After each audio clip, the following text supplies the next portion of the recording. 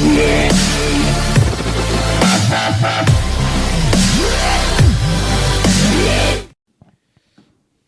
باللہ من الشیطان الرجیم بسم اللہ الرحمن الرحیم یا ایہا الذین آمنوا اطیعوا اللہ واطیعوا الرسول واولی الامر منکم فإن تنازعتم فی شیء فردوہ الی اللہ والرسول ان کنتم تؤمنون باللہ والیوم الآخر ذالک خیر واحسن تأویلا صدق اللہ العظیم۔ میرے انتہائی محترم دوستو بھائیوں، میں نے آپ کے سامنے سورہ نساء کی آیت نمبر 59 کی تلاوت کی ہے۔ یہ سورہ مبارکہ مدینہ منورہ میں نازل ہوئی اور اس وقت نازل ہوئی جب اسلامی جماعت یا مسلمانوں کی ایک جماعت بن چکی تھی، اور اس جماعت کے آپس کے جو معاملات تھے وہ کیسے ہوں، مسلمان آپس میں کیسے لین دین کریں، رہن سہن کیسا ہو، وہ شہر کیسے بسیں، ان کے بازار کیسے ہوں، ان کا آپس میں تعلق کیسے ہو، اخلاقیات کیسے ہوں، یہ ساری چیزیں اس صورت کے اندر ہیں۔ اور اگر کوئی فوت ہوتا ہے تو اس کی وراثت کیسے تقسیم ہو، بیٹے کا حصہ کتنا ہو، بیٹی کا کتنا ہو، ماں باپ اگر زندہ ہیں تو ان کا اور بیوی کا، یعنی ہر انفرادی معاملے سے لے کر اجتماعی معاملے تک تمام چیزیں جو ہے وہ اس صورت کے اندر ڈسکس ہوئی ہیں۔ آج کے اس پروگرام کے 3 حصے ہیں۔ قرآن پاک میں اور ہماری پوری دنیا میں آپ جائزہ اگر لیں، اب تو انٹرنیٹ کا زمانہ ہے، آپ کسی بھی ملک کے حالات کا جائزہ لے سکتے ہیں کہ وہاں کا رہن سہن کیسا ہے، لوگ کیسے رہتے ہیں، ان کے معاملات کیسے ہوتے ہیں۔ اور آپ نے کچھ ہمارے بہت سارے دوست سعودی عرب تو ویسے ہی ہو کے آئے ہوتے ہیں، دبئی بھی اکثر لوگ جاتے رہتے ہیں، ابو ظبی، شارجہ، امریکہ، برطانیہ، دنیا کے جتنے بھی ممالک ہیں، اگر آپ نہ بھی جا سکیں تو آپ انٹرنیٹ کے ذریعے، فیس بک کے ذریعے، ٹویٹر کے ذریعے یا جو اپلیکیشنز ہیں ان کے ذریعے آپ وہاں کے معاملات کا، لوگوں کے اعتقاد کا جائزہ آپ لے سکتے ہیں۔ اگر آپ تفصیل سے جائزہ لیں تو دنیا کے جو لوگ ہیں وہ 4 حصوں میں تقسیم ہیں۔ 4 قسم کے لوگ آپ کو اعتقاد اور عمل کے لحاظ سے ملیں گے، اور ان 4 قسم کے لوگوں میں قرآن نے بھی ان لوگوں کو ڈسکس 4 قسم کا ہی کیا ہے، اور دنیا کے باقی لوگ بھی اکثر انہی 4 قسم، آپ کو ہو سکتا ہے خیر پور شہر میں بھی یہ مل جائیں، پاکستان کے اندر مل جائیں، پاکستان کے باہر مل جائیں، تو یہ 4 ہی قسم کے لوگ ہیں۔ وہ لوگ بتانے سے پہلے میں آپ کے سامنے یہ 2 الفاظ رکھتا ہوں کہ ہم بہت سارے الفاظ اپنی زبان سے جو ادا کرتے ہیں نا، ہمیں ان کا مطلب صحیح طرح پتہ نہیں ہوتا کہ اس کا مطلب کیا ہے۔ اکثر اوقات جو بولنے والا مطلب لے رہا ہوتا ہے، سننے والا بھی وہی مطلب لے رہا ہوتا ہے۔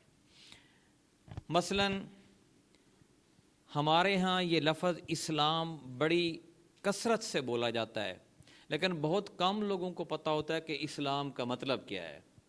ہمارے ہاں لفظ مسلمان بھی کثرت سے بولا جاتا ہے، لیکن بہت کم لوگوں کو پتہ ہوتا ہے کہ لفظ مسلمان کا مطلب کیا ہے۔ آج ہم اس پروگرام میں یہ بھی ڈسکس کریں گے کہ اسلام اور مسلمان کا حقیقی مفہوم کیا ہے۔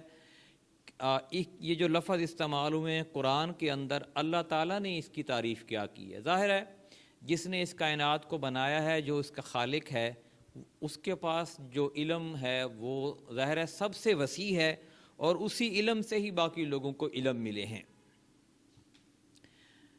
اعتقاد اور عمل کے لحاظ سے اگر آپ لوگوں پر نگاہ ڈالیں تو 4 قسم کے لوگ دنیا میں آپ کو ملیں گے۔ نمبر 1، ایک قسم کے لوگ ایسے ہیں کہ جو اعلانیہ آزادی کے قائل ہیں۔ وہ کہتے ہیں کہ ہر ایک کو رائے کی آزادی ہونی چاہیے، اور اعلانیہ عمل کے قائل ہیں۔ وہ کہتے ہیں ہر بندہ جو مرضی کرے، جو اس کا دل کرے وہ کرے، اس کو کوئی نہ تو معاشرہ روکے اور نہ ہی کوئی اس کو حکومت، یعنی وقت کا جو طاقتور طبقہ ہوتا ہے وہ روکے۔ وہ ہر معاملے میں اپنی رائے پر اعتماد کرتے ہیں، یعنی یہ پہلے قسم کے جو لوگ ہیں، اور صرف اپنی عقل کے فیصلوں کو ہی وہ صحیح سمجھتے ہیں، اور وہی طریقہ کار اختیار کرتے ہیں جو ان کے خیال کے مطابق صحیح ہوتا ہے، وہ کسی مذہب کی پیروی نہیں کرتے۔ آپ لوگوں کو میری بات سمجھ میں آئی ہے؟ یعنی پہلے قسم کے وہ لوگ ہوتے ہیں جو آزاد خیال، آزادی رائے اور آزادی عمل کے قائل ہوتے ہیں۔ مطلب وہ کہتے ہیں ہم کسی کو نہیں مانتے، کسی مذہب کو نہیں مانتے، کسی خدا کو نہیں مانتے، کسی حکومت کو نہیں مانتے، کسی معاشرے کو نہیں مانتے، بس جو ہمارا دل ہے کریں گے۔ ایسے لوگ معاشرے میں ہیں، یہاں پہ بھی شاید مل جائیں گے، باہر کی دنیا میں بھی ہیں۔ ان لوگوں کا آزادی کے نام پر یہاں پہ بھی نعرے لگتے ہیں بعض۔ ایک آپ نے شاید ٹی وی پہ دیکھا ہو کہ خواتین نکلتی ہیں اور وہ انہوں نے پلے کارڈ اٹھائے ہوتے ہیں اور وہ کہتی ہیں کیا ہمارا کام بچے پیدا کرنا ہے؟ مرد بھی کرے بچے پیدا، اس کو بھی یہ کرنا چاہیے۔ وہ آزادی رائے والی خواتین، شاید آپ نے وہ تحریک سنی ہو، مختلف اسلام آباد اور لاہور وغیرہ میں وہ نعرے شعرے لگاتی ہیں۔ ہم اس کا ذرا مثبت تنقیدی جائزہ لیں گے کہ یہ لوگ جو ہیں یہ صحیح راستے پر ہیں یا نہیں۔ آپ تھوڑی دیر کے لیے یہ سوچیں کہ آپ کا کوئی مذہب نہیں ہے، اپنی آنکھوں سے جو آپ کا ذہن بنا ہوا ہے اس کی پٹی اتار دیں، اپنے دل کو صاف رکھ لیں۔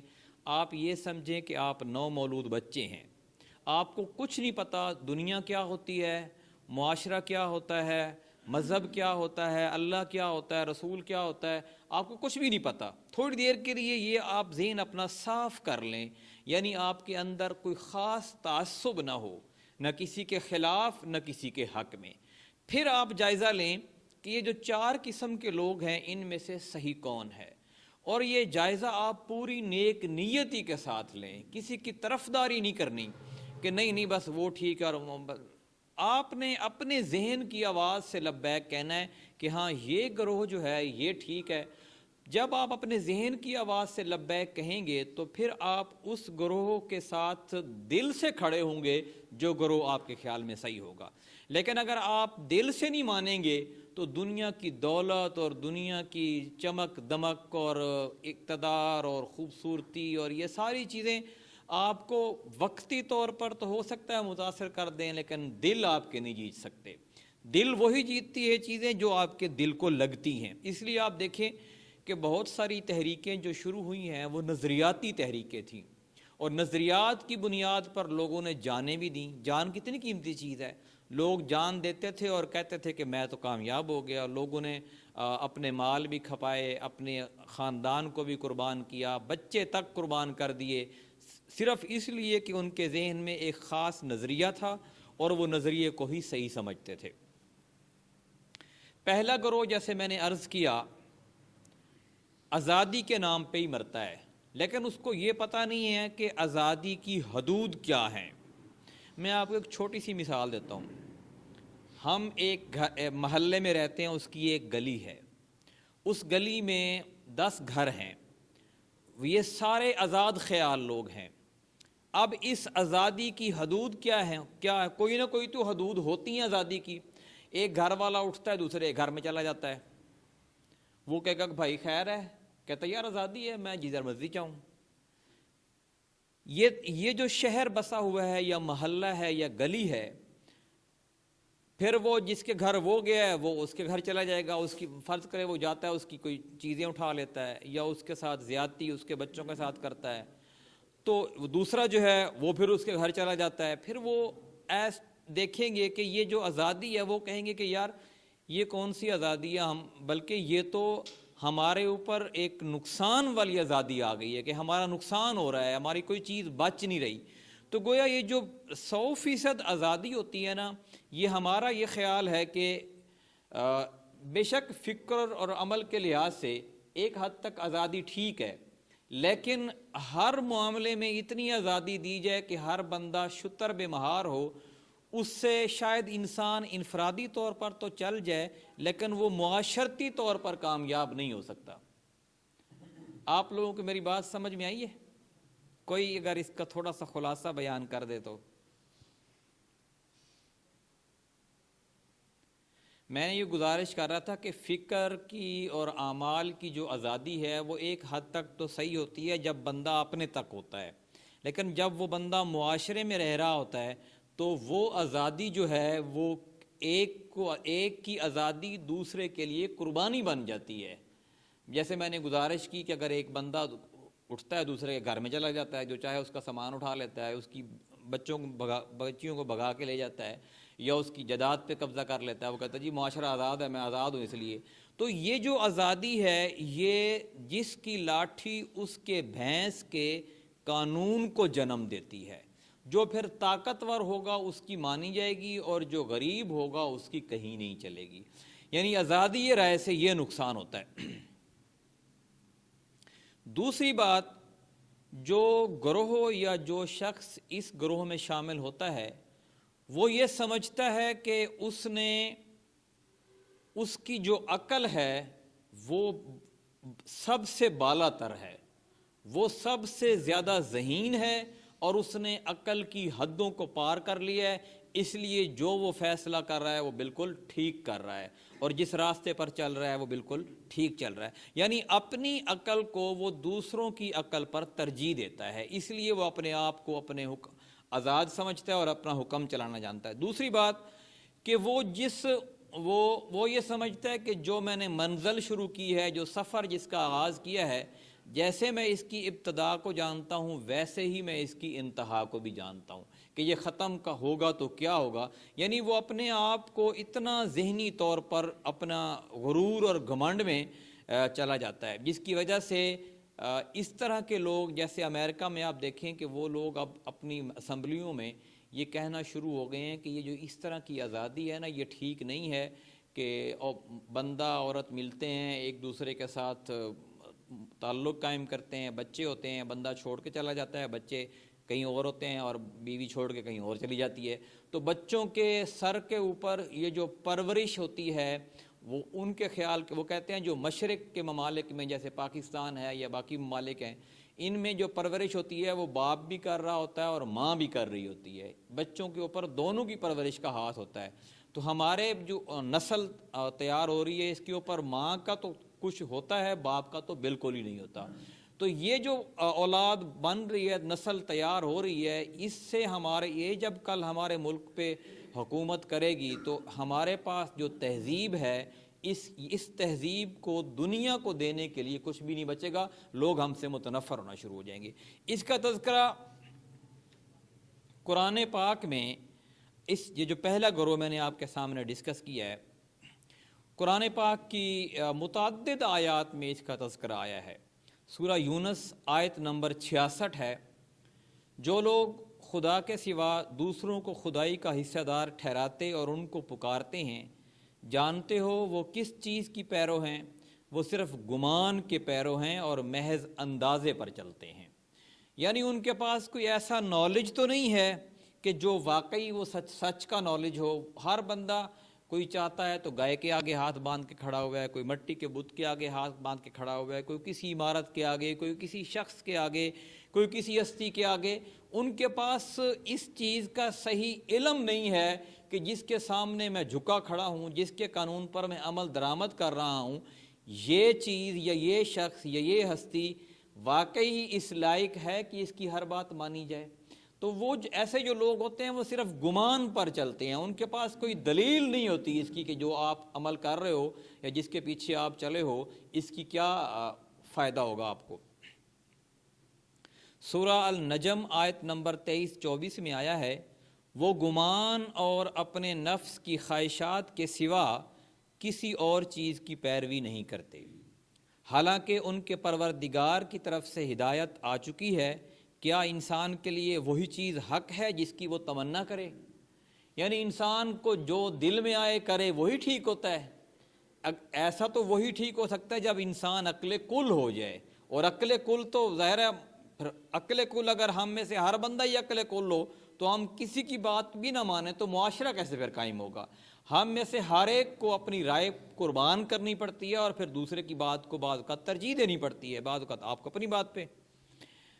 سورہ الجاسیہ آیت نمبر 23 میں آیا ہے، کیا تو نے دیکھا ہے اس شخص کو جس نے اپنی نفس کی خواہشات کو اپنا خدا بنا لیا ہے؟ یہ جو لفظ خدا ہے نا، اس کا مطلب یہ ہوتا ہے پیروی کرنا۔ ہم کس کو خدا مانتے ہیں؟ اللہ تعالیٰ کو۔ لیکن آپ اللہ تعالیٰ کہہ رہے ہیں کہ اے محمد صلی اللہ علیہ وسلم، آپ نے اس شخص کو دیکھا ہے کہ جس نے اپنی خواہشات کو ہی خدا بنا لیا ہے، یعنی جو دل میں آئے وہی کرتا ہے، جو وہ اس کا ذہن کرے وہی کرتا ہے۔ صبح کی نماز کا ٹائم وہ کہتا ہے یار مجھے تو نیند بڑی ہے، آرام سے 7 بجے 8 بجے اٹھ جاؤں گا۔ کمائی کے لیے گیا تو کہتا ہے بس جھوٹ بولو یار، 2 نمبری کرو، اسی سے ہی پیسہ زیادہ آتا ہے۔ کوئی چیز کے لیے وہ اپنے آپ کو کسی ہستی، کسی قانون کا پابند نہیں سمجھتا۔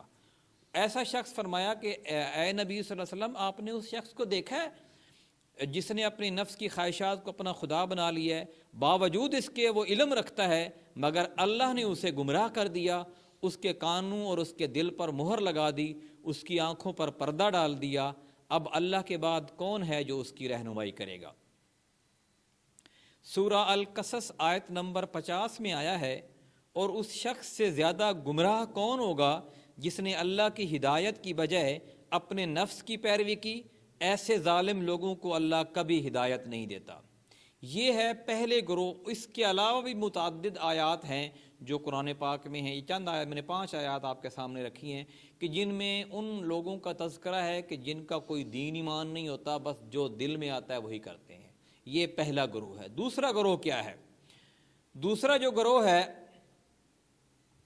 ان لوگوں کا ہے جو بظاہر تو مذہب کو مانتے ہیں، کسی نہ کسی مذہب کو وہ مانتے ہیں۔ کوئی اسلام کو مانتا ہے، کوئی عیسائیت کو مانتا ہے، کوئی یہودیت کو مانتا ہے، کوئی اور بھی اہل کتاب مطلب ہے جو آسمانی کتابوں پر ایمان رکھتے ہوں۔ بعض لوگوں کے بقول جو ہے ہندوؤں کی بھی جو کتابیں ہیں ان میں بھی توحید کا درس ہے، یہ بھی کسی نہ کسی نبی کے ماننے والے ہیں اور اللہ کو مانتے ہیں، جو بعض لوگ جو اپنی گفتگو میں بات کرتے ہیں۔ بہرحال وہ کسی مذہب کو مانتے ہیں، مگر حقیقت میں پیروی وہ اپنے ہی خیالات کی کرتے ہیں۔ کہتے یہی ہیں کہ ہم مسلمان ہیں، ہم اسلام لے آئے ہیں، لیکن جو عمل درآمد ہے، ان کے عمل سے جو چیز ثابت ہوتی ہے وہ یہی ہوتی ہے کہ اسلام ان کے اندر نہیں گھسا، بلکہ یہ انہوں نے اپنے عقائد اور قوانین کے لیے مذہب کی طرف رجوع نہیں کیا، صرف ایک زبان سے یہ کہہ دیا ہے کہ بس ہم اسلام کے پیرو ہیں، باقی اپنی طبیعت جو ان کی رجحان جس طرف رکھتی ہے، جو اپنا ذہن ان کا جس طرف جاتا ہے، جس طرف ان کا دل کرتا ہے، یہ وہی کام کرتا ہے۔ بلکہ اس سے بھی آگے بڑھ کر وہ اپنے ذہن میں کوئی خاص سوچ رکھتے ہیں، اور پھر اس سوچ کو مکمل کرنے کے لیے وہ مذہب کا استعمال کر لیتے ہیں، اپنی مرضی کے مطابق مذہب بنا لیتے ہیں، اور وہ چاہتے ہیں کہ جو ہم کہہ رہے ہیں نا مذہب ایسا ہونا چاہیے، اور ایسی حدیثیں اور ایسی آیات تلاش کر کے لے آتے ہیں۔ ہاں دیکھا نہیں، میں جو کہتا ہوں بالکل ٹھیک ہے، یعنی وہ سمجھتے ہیں کہ مذہب کی ہم پیروی نہ کریں بلکہ مذہب ہماری پیروی کرے۔ دوسرا یہ جو گروہ ہے اس کا تذکرہ قرآن پاک میں متعدد مقامات پر آیا ہے، اور دوسرے گروہ کے بارے میں نبی کریم صلی اللہ علیہ وسلم نے فرمایا کہ اس سے مراد بنی اسرائیل ہے، یعنی یہود و نصارہ ہیں۔ اور اس وقت کی میں بات کر رہا ہوں جب یہ قرآن پاک نازل ہوا، کہ یہ جو موسیٰ علیہ السلام کے ماننے والے ہیں اپنے آپ کو موسوی کہتے ہیں اور تورات کا فرما بردار کہتے ہیں، پیروکار کہتے ہیں، مگر عقائد اور معاملات میں اکثر و بیشتر تورات کے اور موسیٰ علیہ السلام کی تعلیمات کے خلاف ہیں۔ اپنے خیالات اور اپنے عمل کو بلکہ وہ تورات کے مطابق بنانے کی بجائے تورات کو اپنے خیالات اور اپنے عمل کے مطابق بناتے ہیں۔ اس لیے آپ کو اگر آپ ان کی کتابیں پڑھیں تو بہت ساری چیزیں وہ ویسی اس میں داخل کر چکے ہیں جو موجودہ دور میں وہ مطلب ہے جو ان میں پائی جاتی ہیں۔ ایسے لوگوں کو اللہ تعالیٰ نے جھوٹا قرار دیا ہے کہ یہ لوگ اصل میں اسلام کے پیروکار نہیں ہیں، بلکہ یہ مذہب کو سمجھتے ہیں کہ وہ ان کی پیروی کرے۔ اس گروہ کے بارے میں سورہ المائدہ میں آیا ہے آیت نمبر 13 میں، وہ الفاظ کو ان کے مواقع سے پھیر دیتے ہیں اور انہوں نے بہت سی ان نصیحتوں کو بھلا دیا ہے جو انہیں کی گئی تھیں۔ تمہیں برابر ان کی کسی نہ کسی چوری کی اطلاع ملتی رہتی ہے، اس خیانت سے ان کے بہت کم آدمی بچے ہوئے ہیں، یعنی اس وقت جو یہود و نصارہ